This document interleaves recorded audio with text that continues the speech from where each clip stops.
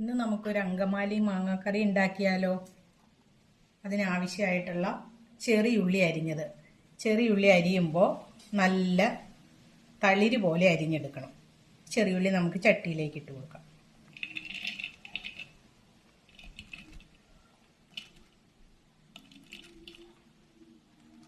ഇതിലേക്ക് ആവശ്യമുള്ള ഉപ്പ് ഇട്ട് കൊടുക്കാം. കല്ലുപ്പ് ഇട്ട് കൊടുക്കണം കേട്ടോ. ഇനി നമ്മൾ ഈ ഉപ്പും ഇതും കൂടെ നന്നായിട്ട് തിരുമണം. ഉള്ളിയും ഉപ്പും കൂടെ നന്നായിട്ട് തിരുമണം. ഒരു ഉള്ളി,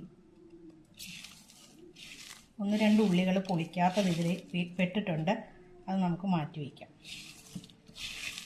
നന്നായിട്ട് തിരുമ്മി ഇതിനെ ഉടയ്ക്കണം. അപ്പോൾ നമ്മളുടെ ഉള്ളി നമ്മൾ ഉപ്പിട്ട് നന്നായിട്ട് തിരുമ്മിയിട്ടുണ്ട്. ഇതിങ്ങനെ പിഴിയുമ്പോൾ വെള്ളം വരുന്ന മാതിരി നമ്മൾ ഇത് തിരുമണം. കണ്ടോ, ഇങ്ങനെ വെള്ളം വരണം. അപ്പോൾ ഉള്ളി നല്ലോണം വെന്ത് തുടങ്ങിയിട്ടുണ്ട്. തിരുമ്മിൽ തന്നെ വെന്തിട്ടുണ്ട്. ഇനി നമുക്ക് ഇതിലേക്ക് ആവശ്യമായിട്ടുള്ള സാധനങ്ങളൊക്കെ ചേർത്ത് കൊടുക്കാം. ഫസ്റ്റ് നമുക്ക് ഇതിനാവശ്യമായിട്ടുള്ള ഓയിൽ ഒഴിച്ചു കൊടുക്കാം.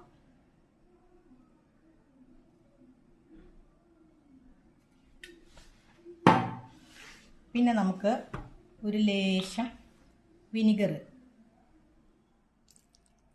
ലേശം മതി കേട്ടോ. അത് മാങ്ങ നമ്മൾ ചേർക്കുന്നുണ്ട് എങ്കിലും ഇതൊരു ലേശം ഒഴിക്കുന്നത് നല്ലതാണ്.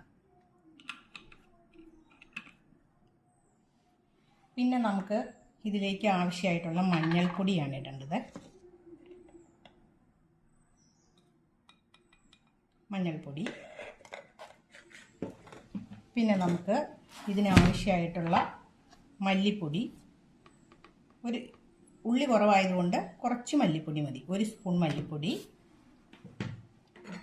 അതുപോലെ തന്നെ നമുക്ക് ഇതിലേക്ക് ആവശ്യമായിട്ടുള്ള മുളക് പൊടി.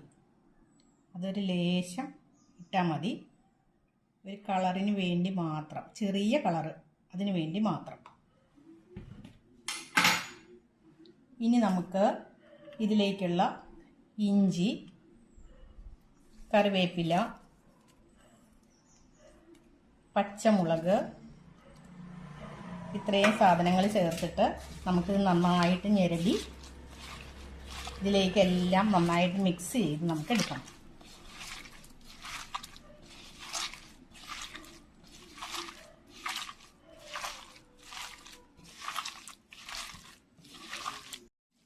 നന്നായിട്ട് നല്ല പാകമായിട്ടുണ്ട്. ഈ സമയത്ത് നമുക്ക് മാങ്ങ ഇട്ട് കൊടുക്കാം. മാങ്ങ നമ്മൾ ആദ്യമേ ഇട്ട് തിരുമണ്ട കേട്ടോ. ഇപ്പോൾ ഇട്ട് തിരുമിയാൽ മതി മാങ്ങ.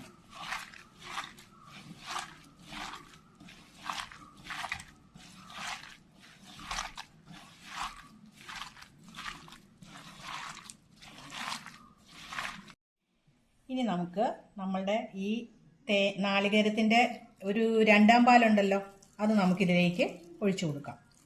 ഒരു വലിയ മുറി തേങ്ങയുടെ പാലാണ് കേട്ടോ ഇത്.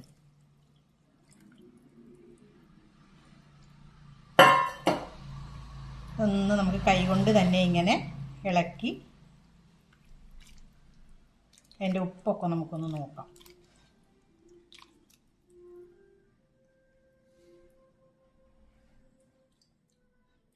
ഉപ്പൊക്കെ ഉണ്ട്. ഇനി നമുക്കിത് അടുപ്പത്ത് വെച്ചിട്ട് വേവിക്കാം.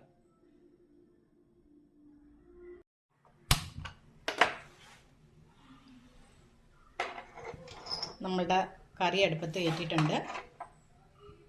ഇനി നമുക്കിത് അടച്ച് വെച്ചിട്ട് ചെരിച്ച് മൂടി വെച്ചിട്ട് വേവിക്കാം.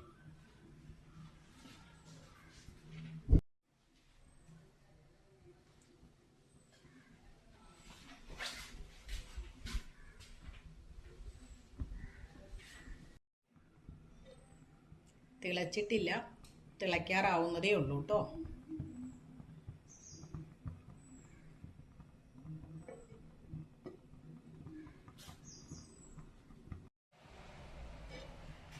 നമുക്ക് ഇടയ്ക്കൊന്ന് ഇളക്കി കൊടുക്കാം കേട്ടോ. പുളിയും നാളികേരത്തിൻ്റെ പാലും ഒക്കെ കൂടെ ഉള്ളതല്ലേ, ഇപ്പം പിരിഞ്ഞു പോകരുതല്ലോ. അപ്പം നമുക്ക് ഇടയ്ക്കൊന്ന് ഇങ്ങനെ ഇളക്കി കൊടുക്കണം.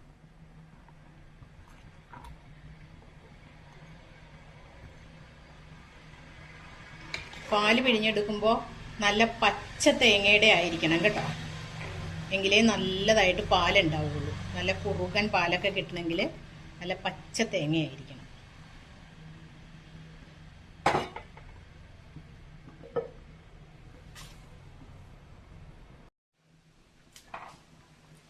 നന്നായിട്ട് തിളച്ചിട്ടുണ്ട് കേട്ടോ നമ്മുടെ കറി.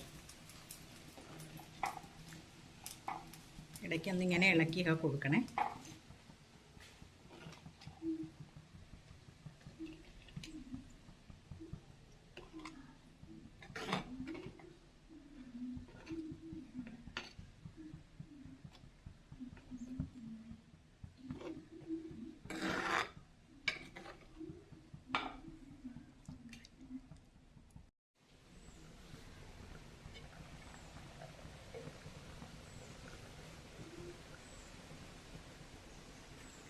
പുറത്ത് നല്ല കാറ്റുണ്ട്. റബ്ബർ മരങ്ങളാണത്. നമ്മളുടെ അല്ല, അടുത്ത വീട്ടുകാരുടെ പറമ്പാണത്.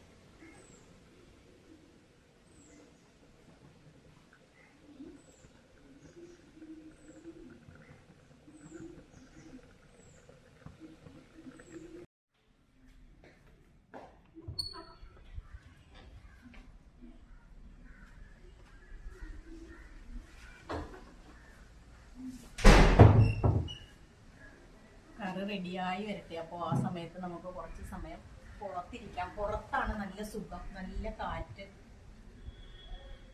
ഞങ്ങളെപ്പോഴും പുറത്ത് വന്നിരിക്കുന്നത് കാരണം അകത്ത് ഭയങ്കര ചൂടാണ്.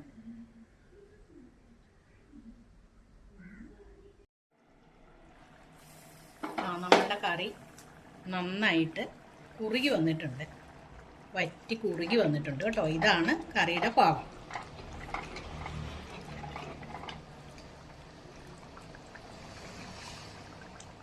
ഈ സമയത്ത് നമുക്ക് നാളികേരത്തിൻ്റെ തലപ്പാൽ, അതായത് കുറുകൻ പാൽ, ഒന്നാം പാൽ എന്നൊക്കെ പറയും, അത് നമുക്ക് ഒഴിച്ചു കൊടുക്കാം. നല്ല തടിപ്പുള്ള പാലാണ് കേട്ടോ ഇത്.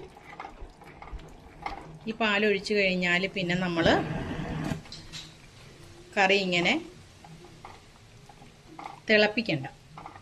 ഈ ചൂടിൽ തന്നെ ഇരുന്നത് ഇങ്ങനെ കുറുകി വന്നോളും. നമ്മുടെ കൈ കൊണ്ട് തന്നെ ഇതിങ്ങനെ വടിച്ചിങ്ങനെ ഇട്ട് കൊടുക്കാം നമുക്ക്.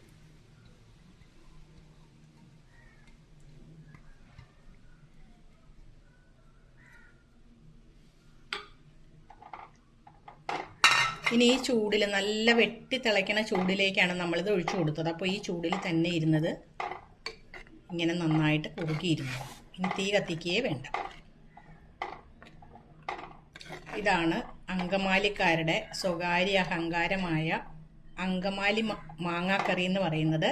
കോട്ടയം സ്റ്റൈലിൽ വെച്ചാൽ എങ്ങനെ ഇരിക്കും എന്ന് ചോദിച്ചാൽ ഇതാണ് കോട്ടയം സ്റ്റൈലിൽ ഉള്ള അങ്കമാലി മാങ്ങാക്കറി. ഇനി ഇതിൽ നമുക്ക് താളിച്ച് ചേർക്കാം. അപ്പോൾ നമ്മളുടെ എണ്ണ ചൂടായിട്ടുണ്ട് താളിക്കാനുള്ള. ആ സമയത്ത് നമുക്ക് ഈ ഉള്ളി ഇട്ട് കൊടുക്കാം. എണ്ണ ചൂടായി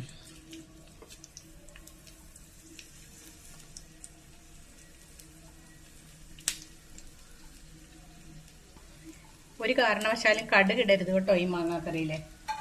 കടുകില്ലാത്ത കറിയാണിത്.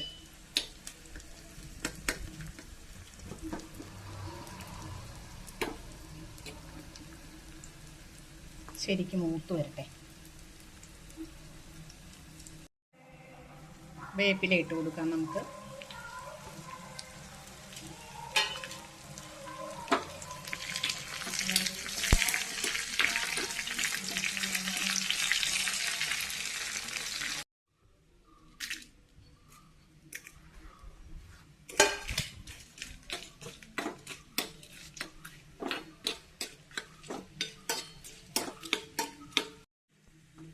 അപ്പോൾ നമ്മളുടെ വറവൽ റെഡി ആയിട്ടുണ്ട്. ഇനി നമുക്കിത് ഓഫാക്കിയിട്ട് ഒരു ലേശം മഞ്ഞൾപ്പൊടിയും ഒരു ലേശം മുളക് പൊടിയും ഇതിലേക്ക് ഇട്ട് കൊടുക്കാം. അത് ഓഫാക്കിയിട്ട് ഇടണം കേട്ടോ. ഇനി നമുക്കിത് ഈ വറവൽ ഇതിലേക്ക് ഇട്ട് കൊടുക്കാം.